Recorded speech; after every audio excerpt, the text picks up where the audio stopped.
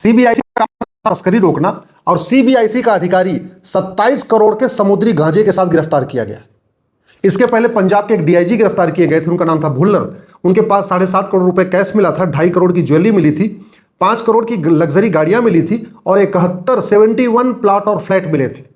इसके पहले कुछ दिन पहले भोपाल में एक मछली गैंग पकड़ा गया था, जो पूरे भोपाल और मध्य प्रदेश में एक ड्रग स्मगलिंग का काम करता था।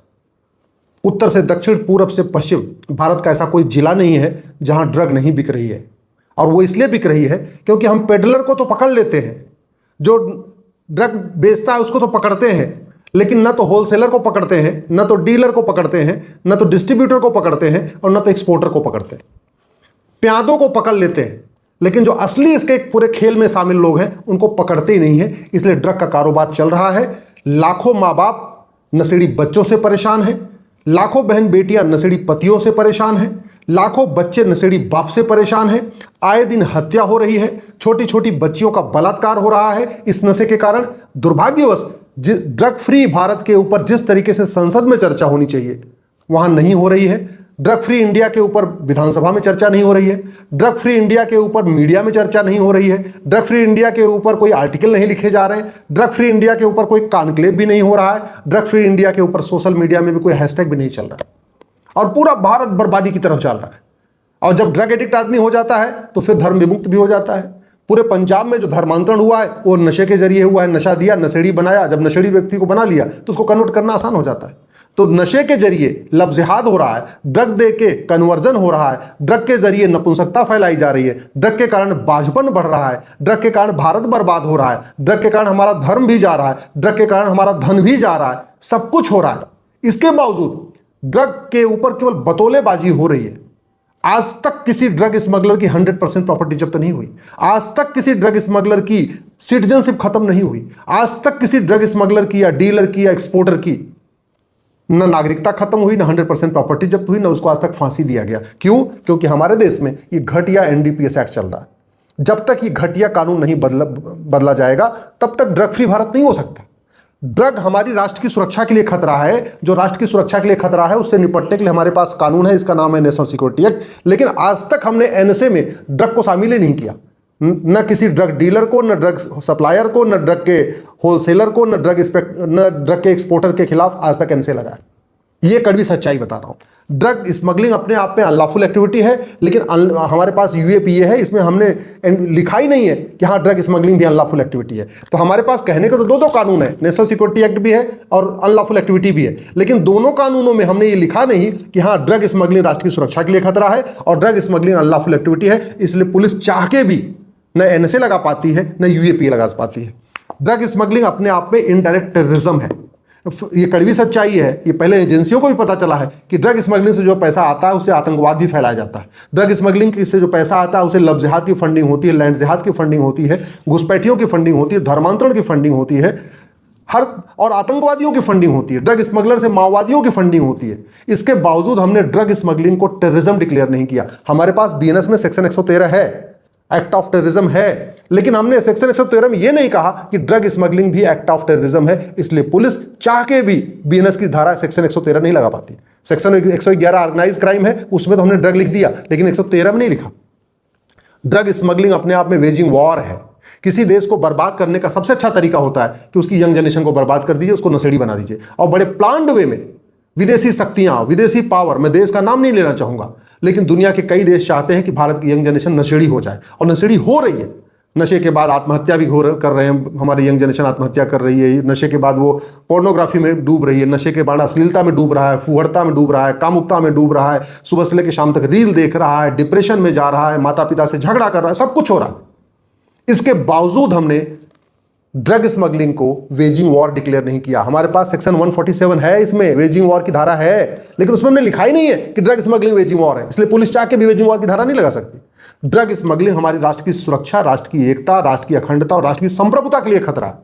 और जो हमारी एकता, अखंडता, संप्रभुता के लिए खतरा हो, उससे निपटने के लिए अब यहाँ बीएनएस में सेक्शन 152 है, लेकिन 152 में हमने लिखा ही नहीं कि ड्रग स्मगलिंग, ड्रग कारोबार हमारी एकता, अखंडता और संप्रभुता के लिए खतरा है। इसलिए पुलिस को लगा ही नहीं पा रही है। ड्रग स्मगलर के खिलाफ गवाह इकट्ठा करना बहुत मुश्किल होता है। ड्रग स्मगलिंग इतना कॉन्फिडेंशियल तरीके से किया जाता है, इतने चुपचाप बेचा जाता है कि गवाह नहीं मिलते, सबूत के अभाव में छूट जाते हैं। आज तक हमने narco polygraph brain mapping test करने के लिए कानून बनाए नहीं। हमने पहले वाला एविडेंस एक्ट बदला, बाद में भारतीय साक्ष्य संहिता बनाया, लेकिन भारतीय साक्ष्य संहिता में भी हमने नार्को पॉलीग्राफ ब्रेन मैपिंग का प्रोविजन नहीं किया है। इसलिए ड्रग स्मगलर आराम से बाद में जमानत मिल जाती है। अच्छा, ड्रग सप्लाई, जो ड्रग बेचते हैं, जिसको ड्रग पेडलर कहते हैं, वो पेडलर तो पकड़े भी जाते हैं, लेकिन वो अपने आकाओं का नाम नहीं बताते कि उनको किसने बेचा, पूरी चेन पकड़ी नहीं जाती। अल्टीमेटली जो नशा बेचता है स्कूल में जाके, कॉलेज में जाके, कॉलोनियों में जाके, मार्केट में, वो सबसे नीचे का है, वो प्यादा है, वो ज़्यादा 50,000 1 लाख रुपए उसको मिल जाता है। असली खेल करने वाले तो पीछे बैठे हुए, उसमें एक्सपोर्टर भी है, डीलर भी है, होलसेलर भी है, सप्लायर भी है, डिस्ट्रीब्यूटर भी है, वो पूरा नेटवर्क है। उस नेटवर्क पे हाथ ही नहीं डाला जाता। वो नेटवर्क बैठा हुआ है, बढ़िया मजे में 5 स्टार होटल में घूम रहा है, लग्जरी सूट में घूम रहा है, वो लग्जरी जो है वो जिंदगी जी रहा है, उसको कुछ होता ही नहीं। क्यों? क्योंकि हमने narco polygraph brain mapping test हमने कानून बनाया नहीं, इसलिए हम उसे, पुलिस जो है, जो पकड़े भी जाते हैं, उनसे हम टेस्ट करके पूछ नहीं पाते। ड्रग, इसमें आज तक भारत में इतना ड्रग का कारोबार चल रहा है, किसी की नागरिकता खत्म नहीं हुई। क्यों? क्योंकि हमारा 1955 का कानून महाघटिया है, महासड़ा हुआ है। क्योंकि कानून, एविडेंस, सबूत कोई होता नहीं, और हमारे देश में है कि गवाहों के बयान जरूरी है। अब गवाह पकड़े नहीं जाते, ऊपर से ड्रग स्मगलर 100 गवाह खड़ा कर देते हैं। क्यों खड़ा कर देते हैं? लाख रुपए में वो सब 50 गवाह 100 गवाह इकट्ठा कर लेते हैं। और क्यों लाख रुपए में लोग झूठी गवाही देते हैं? क्योंकि झूठी गवाही देना हमारे देश में कोई अपराध नहीं है। इसलिए जो ड्रग स्मगलर को नहीं जानते, जिनका कोई संबंध नहीं है, वो भी आके कोर्ट में खड़े होते हैं, जी बहुत अच्छे आदमी हैं, हम तो इनको जानते हैं, ये जब पुलिस फालतू झूठी आरोप लगा रही है। तो इसलिए पुलिस का कार्य बहुत मुश्किल हो जाता है।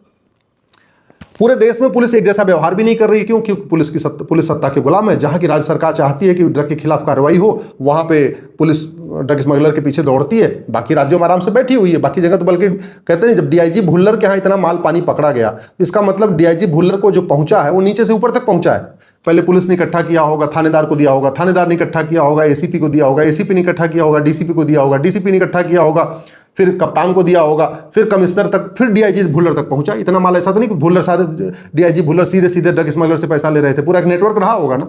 और ये क्यों चल रहा है? और अभी मैं आपको गारंटी के साथ कहता हूं, भुल्लर के पास इतनी प्रॉपर्टी पकड़ी गई है, ना उनको फांसी होगी, ना उनको आजीवन कारावास होगा, ना उनकी 100% प्रॉपर्टी जब्त होगी, ना उनकी नागरिकता खत्म होगी। क्यों? क्योंकि हमारा प्रिवेंशन ऑफ करप्शन महाघटिया है, महासड़ा हुआ है।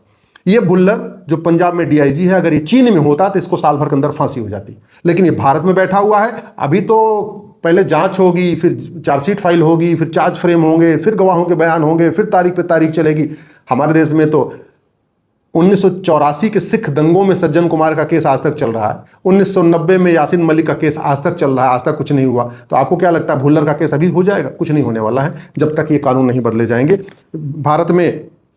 तो सबसे ज़्यादा जरूरत यह है कि पुलिस रिफॉर्म किया जाए, प्रिवेंशन ऑफ करप्शन एक्ट को बदला जाए, महाघटिया है, महासड़ा हुआ है। इसी तरीके से मनी लॉन्ड्रिंग जो पूरा का पूरा ड्रग कारोबार मनी लॉन्ड्रिंग से होता है, इस कानून को बदला जाए।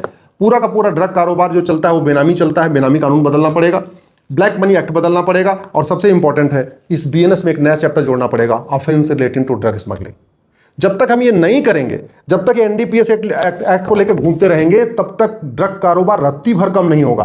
पुलिस लाख प्रयास कर ले, खूब छापा मार ले, खूब कर ले, पकड़ ले, सब कुछ कर ले, जिस दिन ड्रग स्मगलर का narco polygraph brain mapping test करने, ड्रग स्मगलर की 100% संपत्ति जब्त करने, नागरिकता खत्म करने, और सिंगापुर के तरीके साल भर में फांसी देने के लिए कानून बन जाएगा, मैं गारंटी के साथ कहता हूं भारत नशा मुक्त हो जाएगा। भारत नशा मुक्त हो जाएगा, हमारा धन भी बचेगा, हमारा धर्म भी बचेगा। लेकिन वो तभी होगा जब ये कानून बदले जाए। बातें करने से, चर्चा करने से, सेमिनार करने से, कॉन्क्लेव करने से, टीवी डिबेट करने से रत्ती भर नशे का कारोबार नहीं रुकेगा।